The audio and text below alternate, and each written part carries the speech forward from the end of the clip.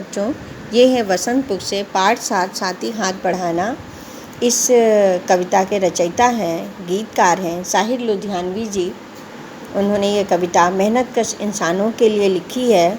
साथी हाथ बढ़ाना, एक अकेला थक जाएगा, मिलकर बोझ उठाना, साथी हाथ बढ़ाना। हम मेहनत वालों ने जब भी मिलकर कदम बढ़ाया, सागर ने रास्ता छोड़ा, पर्वत ने शीश झुकाया। फौलादी हैं सीने अपने, फौलादी हैं बाहें, हम चाहे तो चट्टानों में पैदा कर दें राहें, साथी हाथ बढ़ाना। इसका हम आपको भावार्थ बताते हैं कि कवि जो है एक साथ मिलजुल कर काम करने की बात कह रहा है कि हे साथी, अपने हाथ का सहारा सभी दूसरे व्यक्तियों को देना, सबको साथ लेकर चलना और उनके बोझ को बांटकर कम कर देना, जिससे कि हम सभी लोग मिलकर एक साथ आगे बढ़ सकें। हे साथी, हम मेहनत वाले, परिश्रम करने वाले लोगों ने एक साथ मिलजुल कर जब भी एक किसी कठिन कार्य को करने के लिए सोचा है, तो सागर ने भी हमें रास्ता दिया है और पर्वत ने भी अपना शीश झुका लिया है। यानी पर्वत भी हमें रास्ता दे देता है, हमारे कार्य के आगे झुक जाता है। अर्थात हम उनके सामने कोई भी मुश्किलें नहीं रुक सकती हैं। हम चाहें तो चट्टानों में फौलादी हैं सीने अपने, फौलादी हैं बाहें, हम चाहें तो चट्टानों में पैदा कर दें राहें। हमारी भुजाएं इतनी मजबूत हैं लोहे के समान, हमारी भुजाएं फौलादी यानी लोहे के समान मजबूत हैं हमारी भुजाएं, और हमारे इरादे भी इतने मजबूत हैं कि हम कोई भी कार्य, कठिन से कठिन कार्य भी अगर करना चाहें तो हम उसे कर सकते हैं और किसी भी मुश्किलों पर हम अपनी विजय पा सकते हैं। दूसरा पैराग्राफ, मेहनत अपने लेख की रेखा, मेहनत से क्या डरना, कल गैरों के खातिर की आज अपने खातिर करना, अपना दुख भी एक है साथी, अपना सुख भी एक, अपनी मंजिल सच की मंजिल, अपना रास्ता नेक, साथी हाथ बढ़ाना।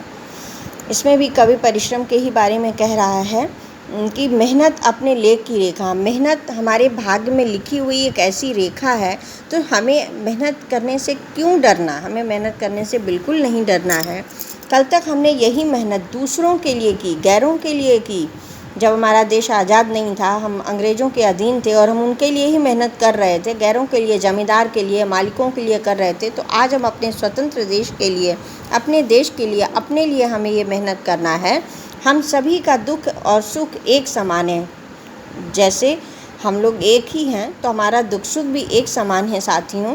दुख भी वही है और सुख भी वही है। हम सबको मिलजुल कर एक दूसरे का सहारा बनना है।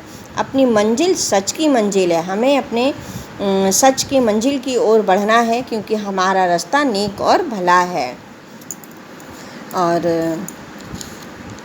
साथी हाथ बढ़ाना, साथियों हम सब का सुख दुख एक समान है, हमारी मंजिल भी सच्चाई की मंजिल है और हमारा रास्ता भी भला है। तो हमें सभी को एक दूसरे को मिलजुल कर सहयोग देना चाहिए, हमें एक दूसरे का साथ देना चाहिए।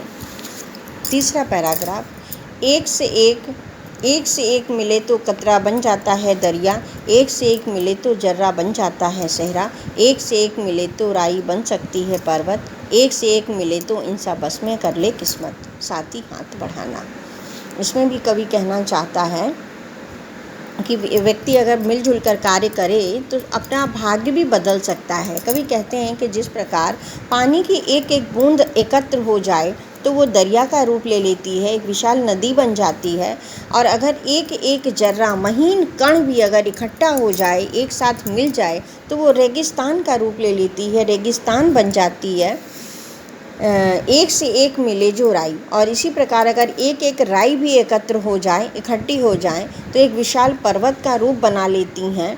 तो इसी प्रकार यदि एक एक इंसान सब एक साथ मिलजुल कर कार्य करें, मिल जाएं, एक दूसरे का सहयोगी बन जाएं, तो सभी अपने अपने किस्मत को, भाग्य को अपनी तरफ मोड़ सकते हैं, अपने वश में कर सकते हैं। मतलब कोई भी असंभव कार्य को संभव कर सकते हैं अगर हम एक दूसरे का सहयोग दें तो हमें इस प्रकार एक दूसरे का सहयोग अवश्य करना चाहिए, हमें मिलजुल करके कार्य करना चाहिए। ये हो गया आपका इस दी हुई कविता का मैंने आपको भावार्थ स्पष्ट कर दिया बच्चों। ये मैंने क्वेश्चन आंसर आपको कराया है। कॉपी में इसको भी मैंने भेज दिया है और मैंने इस बुक से आपको शब्दार्थ भी कराया, प्रश्नोत्तर कराया है और शब्दार्थ कराया। हम उसकी एक एक फ़ोटो हम आपको दिखा दे रहे हैं। ये मैंने एक शब्दार्थ कराया है।